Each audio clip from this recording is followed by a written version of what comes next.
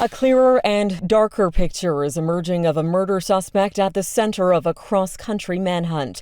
These photos of Briar Schmigelski sent to CBC by a fellow online gamer show the teen dressed in camo with a Nazi symbol on display. He's a much different image than the boy people here knew in person.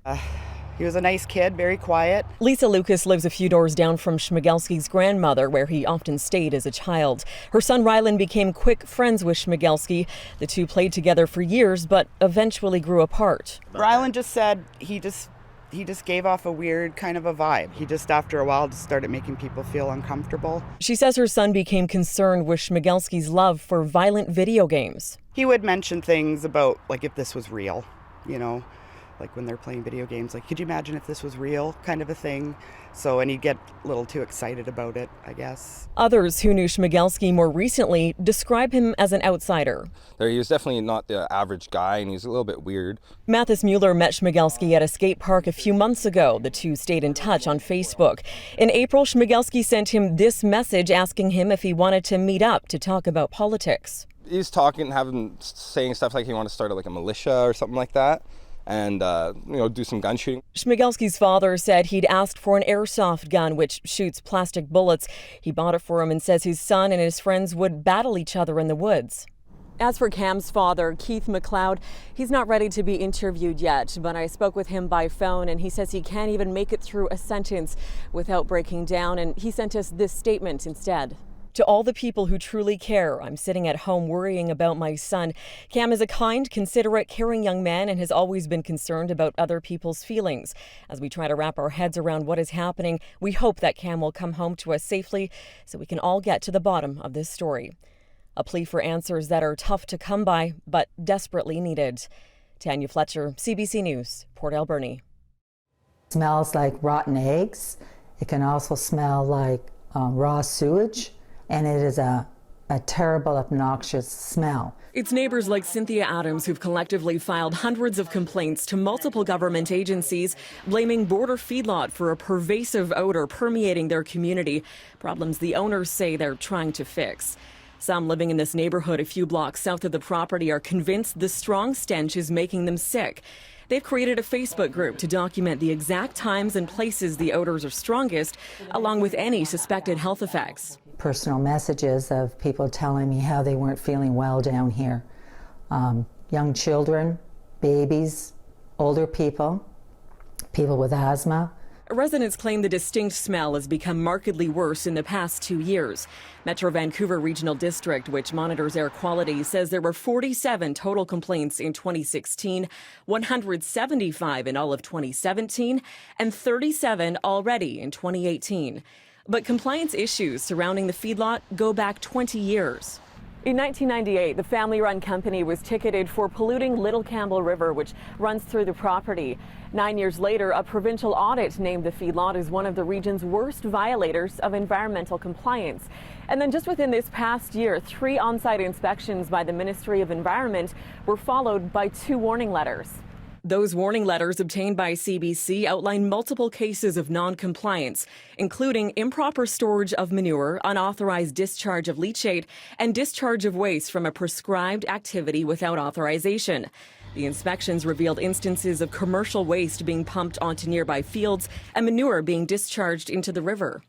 Further downstream or even upstream, cutthroat trout, various species of salmon, cohos. Eric Stousgard's son fishes for salmon and trout in Little Campbell River. He worries about the environment and says quality of life on all levels is being affected. People want to, enjoy the environment they live in. It's a beautiful area, but how do you enjoy that when you have an odor like that floating around?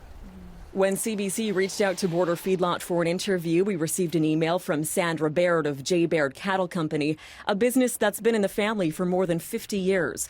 Referring to the many complaints, she writes, "We would like to get along with our neighbors and solve any issues. We would also like to make a living at farming." The Environment Ministry has forwarded the case to the Conservation Officer Service for investigation, and the Agricultural Land Commission has also been investigating for months. Until anything changes, though, neighbors call it an environmental injustice. And it's not just the people, it's the land, it's the water, it's the air. It's affecting the animals, the habitat, the fish habitat, everything. For now, though, just as the odor continues to linger in the air, so too the tension. Tanya Fletcher, CBC News, Surrey. This one's going to be harder. At this French bakery in Vancouver, butter is an obvious staple. But they noticed something change when they had to start tweaking some of their recipes a few months ago. It was around that time the shift started happening, and so we were sort of going, well, maybe it's because we're doing it a little bit differently, but then after a couple of months we decided no, the butter itself was different. That same observation has been made by many a foodie across the country. I had noticed for a while that butter was more solid. And this food writer in Calgary realized early on in the pandemic that butter was slower to melt.